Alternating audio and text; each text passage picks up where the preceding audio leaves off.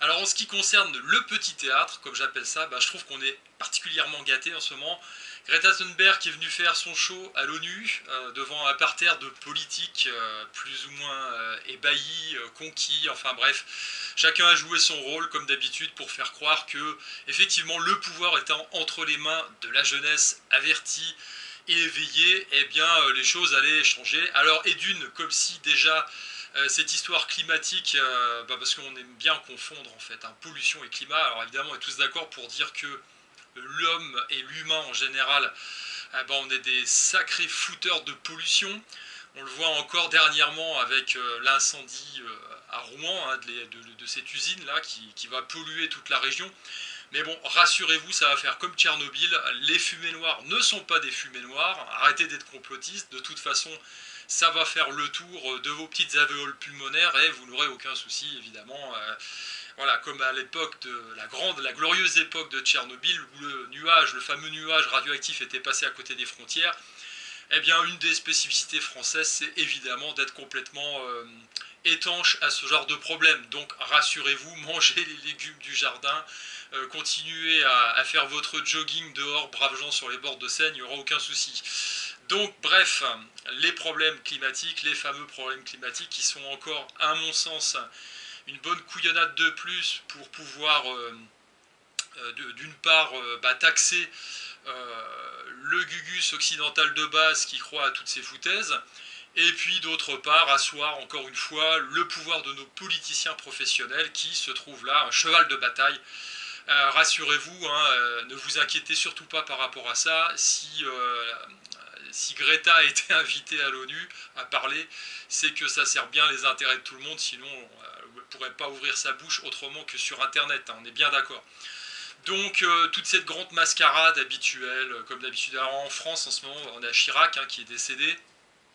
Effectivement, c'est la fin d'une époque, la fin de toute une époque. Enfin, non, il y en a encore d'autres, je crois. Le Pen est encore là. De cette époque-là, qu'est-ce qu'il y a encore Enfin bon, bref. Valéry Giscard d'Estaing. Alors lui, il a la vie dure par contre. Waouh. Donc bref, on a effectivement tout ce qu'il faut pour détourner le regard, encore une fois. Voilà, donc ça c'est le petit théâtre. La première fois que j'étais en Chine, il y a ce qu'on appelle le petit théâtre chinois.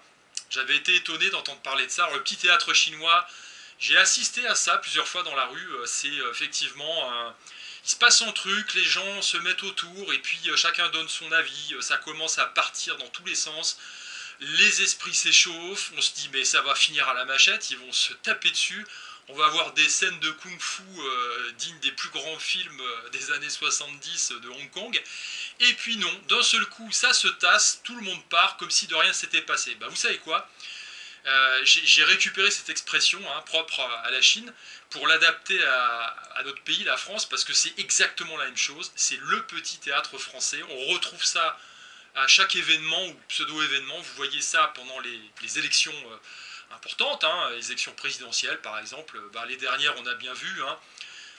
Voilà, chacun a son rôle, chacun a son rôle à jouer. Vous mettez un Le Pen, homme ou femme, face à n'importe quelle chèvre en face. Bon, c'est très bien que c'est destiné à faire gagner le candidat qui est en face. Donc, en fait, chacun prend son rôle, chacun joue son rôle, mais de toute façon, ça va toujours dans la même direction et pas forcément celle que vous auriez choisie, vous, homme du peuple. Ça, c'est sûr.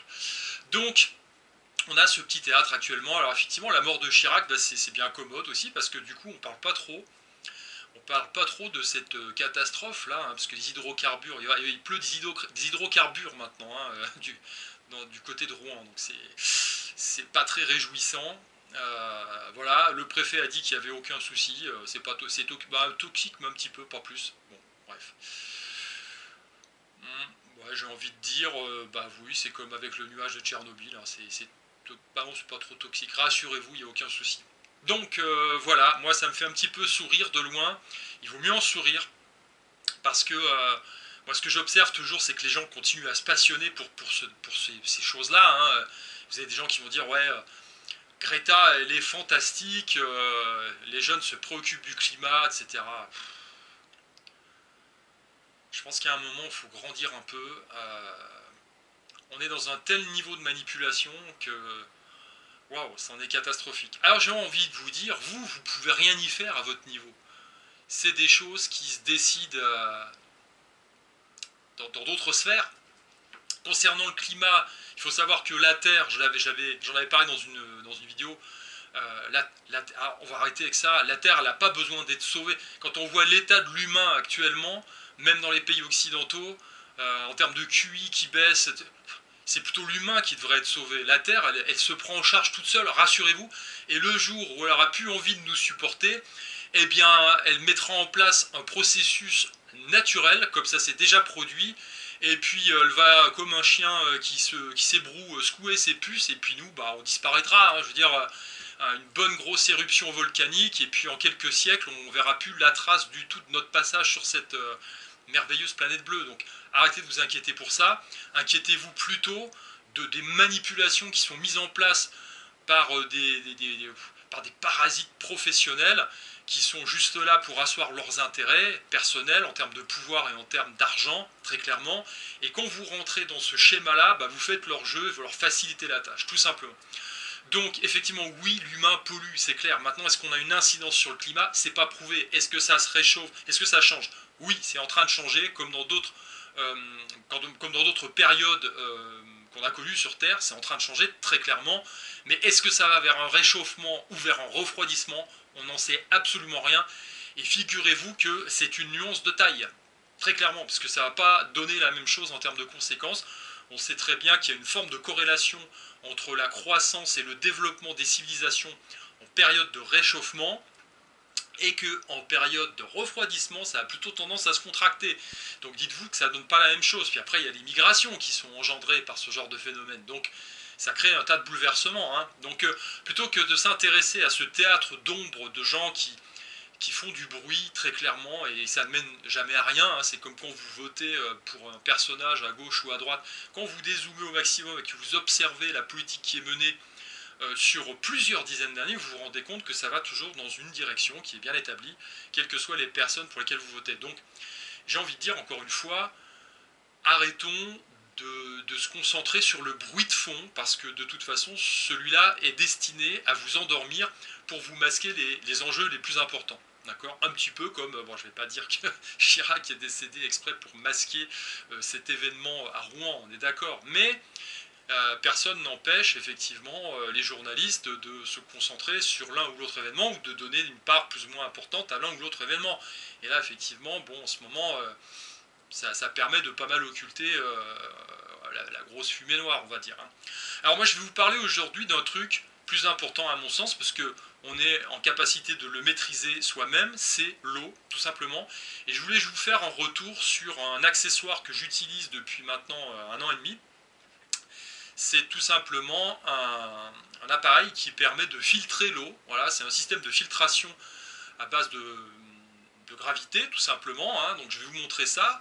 Il s'agit tout simplement d'un appareil qu'on appelle de la marque Berkey. Ça fait maintenant 1 an et demi que je l'utilise, et je trouve ça génial parce que vous versez votre eau dans le premier bidon, celui du haut, et puis par gravité, bah, l'eau passe par les 2 filtres noirs que vous voyez là et descend dans le bidon inférieur, tout simplement. C'est un filtre qui permet de purifier l'eau, on va dire à hauteur de 99,9%. Toutes les saloperies, très clairement, les résidus médicamenteux, etc., les pesticides et compagnie, bah, sont filtrés par ces 2 filtres-là, et vous récupérez une eau pure. Alors ça vaut pas très cher en plus, c'est quand même quelque chose qui permet d'être assez résilient, parce que là vous avez de quoi faire à peu près, si je ne me trompe pas, 30 000 filtrations. Alors vous pouvez vous permettre de ne pas changer les filtres avant une dizaine d'années, ce qui est quand même assez extraordinaire. Voilà. Eh bien écoutez, moi en tout cas ça fonctionne. Déjà directement en termes de goût, eh ben, on voit la différence. Hein. Vous mettez tout simplement de l'eau du robinet. Hein. Voilà, alors je sais, en France on va vous dire oui, mais l'eau est très... J'ai eu une conversation une fois avec le copain d'un copain dans un mariage, et on avait une conversation sur l'eau justement. Et il me disait oui, mais en France l'eau est très contrôlée, etc. On peut la boire, il y a des normes, encore une fois, tout est bon. Et puis, quelques semaines après, il y a eu le fameux reportage d'Élise Lucet hein, sur, sur l'eau et les eaux qui sont polluées. Et ce fameux copain, lui, habite dans le Bordelais. Alors c'était drôle parce que je lui ai fait suivre effectivement la carte qui a été produite lors de cette émission où on voyait que c'était une des régions les plus polluées de France. Évidemment, c'est les vignobles. Vous imaginez bien toutes les quantités de saloperies qu'ils vont mettre là-dedans pour faire pousser le raisin qui va servir à faire du pinard. Et donc j'ai eu juste une petite réponse derrière en disant oui Manu je sais, j'ai vu. Bah ouais, voilà. Donc il y a un moment, il faut arrêter encore une fois d'écouter les discours officiels, hein, parce que tout va toujours très bien, Madame la Marquise. Hein, voilà. Donc bah écoutez, faites votre recherche. Hein, ces filtres Berkey, moi je trouve ça extraordinaire. Là, il y a de quoi, en termes de capacité, il y a à peu près 6 à 8 litres. Vous remplissez votre truc. Euh, ça filtre assez rapidement et puis vous récupérez dans le bidon inférieur une eau qui est quand même largement plus pure que ce que vous pouvez avoir avec l'eau du robinet. Ça vous permet d'éviter de trimballer des bouteilles plastiques qui de toute façon sont pas si bonnes que ça avec le bisphénol et toutes ces choses qu'on peut retrouver aussi dans les matières plastiques. Donc du coup, bah, là vous faites, pour ceux qui sont intéressés par ça, un geste écologique, mais alors instantané. Plus de bouteilles plastiques, vous consommez une eau pure, de meilleure qualité que celle que vous pourriez trouver en bouteille et à 100 milieux de celle que vous avez à votre robinet dans votre cuisine. Donc ça me paraît pas mal. Voilà. Voilà un élément concret sur lequel vous pouvez agir. Allez, je vous dis à bientôt pour une prochaine vidéo.